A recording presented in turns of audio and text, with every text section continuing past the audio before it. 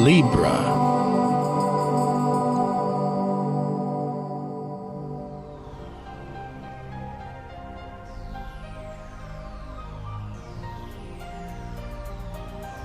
Hello Libra, this is your September forecast for 2015, and so this month here you are starting out with a whole beautiful energy now opening up in your subconsciousness. Not only do you have the sun and the new moon here in your 12th house, Jupiter has just moved into the 12th house. And the 12th house is your subconsciousness, it is your spirituality, it's the past as far as like karmic things coming in, and it's also where we rest up and where we recharge our batteries. So it's dream time. The beauty of this aspect here for you is that Jupiter is the ancient ruler of the 12th house. So it's comfortable here. What it's going to do, it's going to open up all your little antennas and your channels. Many of you will come to feel this revival of going back into refinding, not saying that you haven't been spiritual, but refinding it all over again, where it's really lighting up your sphere. And I think that is something that you will come to love over this coming year. We're going to have Jupiter here in this placement until that of summer of 2016, late summer 2016. But the sun is there, so for this month, it's also you feeling perhaps more of a need to kind of pull back. You've been very social here last month, there in August when the sun was passing through your 11th house, for your friends and your buddies and groups and organizations and chasing your hopes and dreams. So right now it's more like, okay, time to recharge so that in October you have a whole full new year charged of energy, chasing those dreams. Now, Mercury's retrograde this month, not before the 17th, however, but it will be in your first house, and the first house is your personality. And so you might feel the touch and go of communication here, or where also when you're communicating, presenting yourself, you might have a loss of words perhaps. Why? Because it's like your linear mind may be focused here, moving ahead, and your subconscious mind will be redirecting backwards. So sometimes we can see how that works when it comes to communication. However, it's also allowing you to take an overview of where you're at, because since it is your personality, you might be kind of like filtering through what is it you truly do want. The first house is all about how you present yourself. Do you want to change things up? Are you happy with the way you are? That kind of thing. So you're going to have 3 to 3.5 weeks to really kind of reconfigure that inner software, if you wish. There's some good news here this month too, Libra, is Saturn is moving out of your second house for money and income.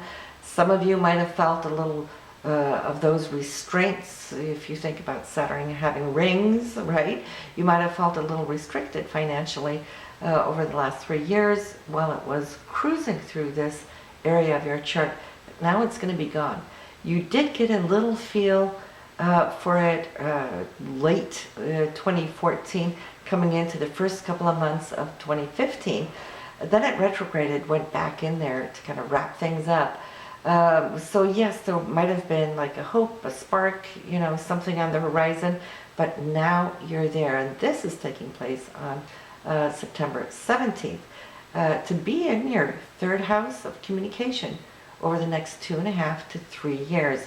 Now, under that influence, what you're going to be focusing on now, as the shift goes away from your finances, it's all going to be about how do you communicate? How do you come across? Saturn is all about mastery. It's mastering the art of communication. You might feel perhaps that you're coming across a little bit more serious than in the past, just because Saturn has that energy to it. But I don't think it's going to be all that bad. Why? Because it is going to be transiting through Sagittarius, which always seems to hold a good sense of humor. So some of you that might have been having or holding some thoughts about wanting to teach, this could be the transit that may spark that for you, because the mastery, the knowledge, the accumulation of what Saturn now has accumulated over the last 28 years is now wanting to come to the surface and express itself. Some of you might suddenly now feel the urge to start writing, whether it is fiction or if it's facts. A lot of it could be facts, some of it could be futuristic, since it is in Sag, or it could be memoirs from the past, which is Saturn, but Sagittarius really likes to keep its eye on the future, so you'll see how that comes across there for you. But you're going to have the gift of gab, I will say. Things are still transforming on the home front, family front. Pluto is there. It has been retrograde now for several months.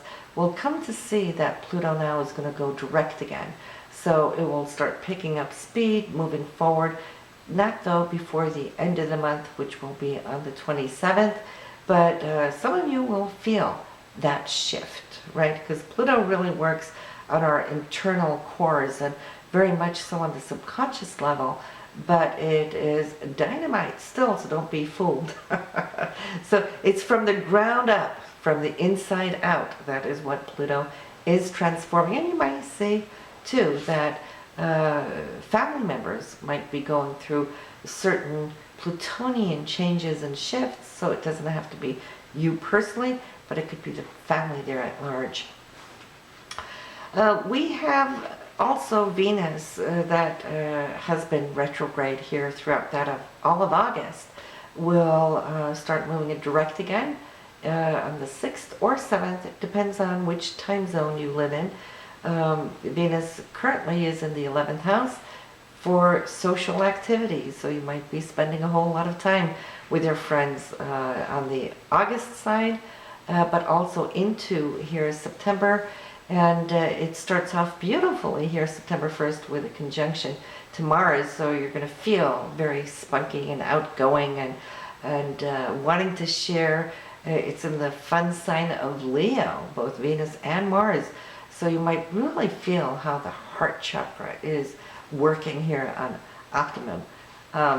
It's a great date night for romance. For those of you who are in a relationship, mark this on your calendar. And especially for those of you single out there, do not sit at home on a night like this, because you could come to cross paths with somebody. And one of the best places you could meet them, since it's the 11th house, it could be technical, meaning through the web. So if you are on Match.com, this would be a day to actually line up with that somebody special. The 11th house is also being out and about in social settings. So it could be through an event, a potluck, or being with your friends. It's the area of friendships, too. Uranus still working in your 7th house of relationships. Uranus is currently still retrograde. So there's certain things now that perhaps are being worked at.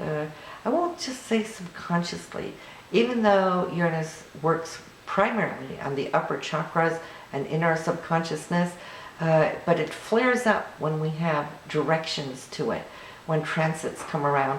And we're going to have 2 such transits that really can open up a door here. The first one will be on the 8th. This is when Mars will trine with Uranus.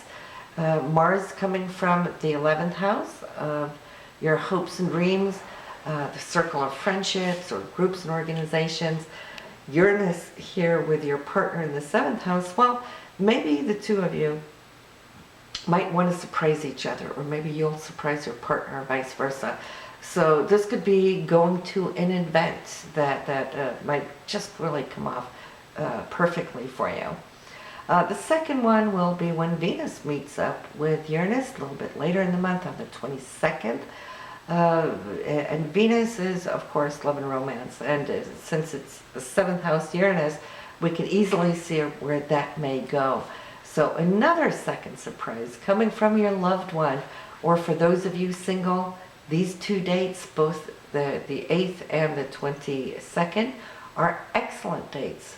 Additionally to September 1st would be dates to meet somebody new.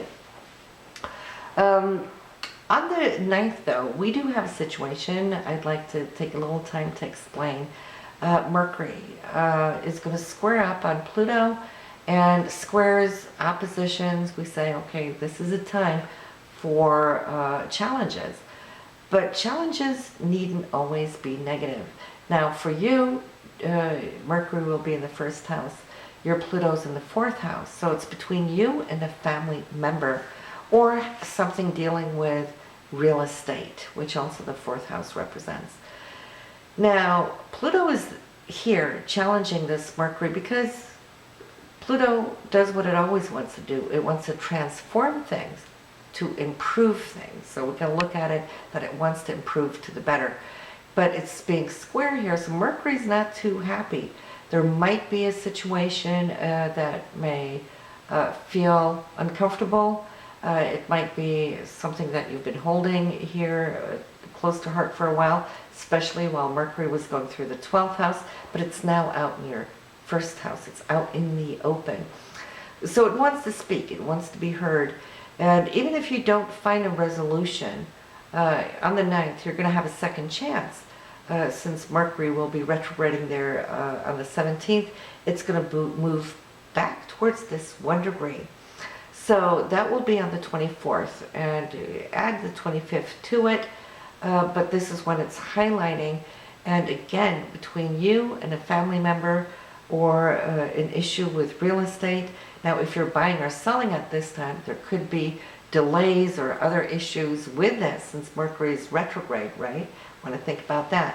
However, though, whatever wasn't resolved on the 9th, the 24th will, for you, bring the ability to stand your grounds, because on the 25th, which is really kind of like blending these energies all together, Mars is already powerful there on the 24th, and Mars is your direction. It's what you're wanting to accomplish. It's those goals that you set out to do. And you're determined. You know how Mars can be, right? Now, this is squaring up on Saturn. So here we have a second set of what we can call an issue. Now, Saturn is always wanting to look out for you, your higher good. Even in a time of challenge, it's always looking out for you. So Saturn is saying, well, what are you going to do about this? Are you going to stand your ground, or are you going to let it pass? So it's giving you the extra boost to feel your Mars. And this is why we're feeling the edginess of it. But that's only so that you can become aware of. Because if this was a trine, say a good aspect, well, Mercury's trying to get its highest truth out to be transformed, right? Then you might have just let it slide. The window of opportunity would be gone. It's only when we can feel the crunch and something being uncomfortable is when it really pushes things up to the conscious level, and then we deal with it. It's so easy to stuff everything into our subconsciousness, which is 95% of who we are, is always subconscious. We only got those 5% to really work and act. So I'm saying, circle, first the 9th, because that's the initiation of this conflict or challenge. If Mercury didn't retrograde, it might have just come and gone, a window of opportunity that maybe some of you would have taken, but not all of you. Because we tend to kind of like shrug away from what's uncomfortable. So probably 90% of you would have just let it go. But here it comes again. And this is why we have to see it as a blessing. It's giving you the opportunity to let go, or should I say, speak your highest truth, to bring forward your genuine truth. This could be something that's been laying upon your mind and in your heart, not just here as of late, while Mercury was in the 12th. This could be an issue that you've been pondering upon maybe for months, maybe even years, okay? But here comes that pivotal point of transformation where Pluto wants to set you free from it. Mars and Saturn are giving you the extra oomph to stand in your situation, and then that be gone, and you will see how this is going to behoove you. So it's one of these challenges that we're happy that can come around. Might be tough though, especially if you allow yourself to go into a level of arguments, because Nobody's rational when they're arguing. You will never get your point across if something is said in anger, because in anger there's defense mechanisms. Nobody is listening, right?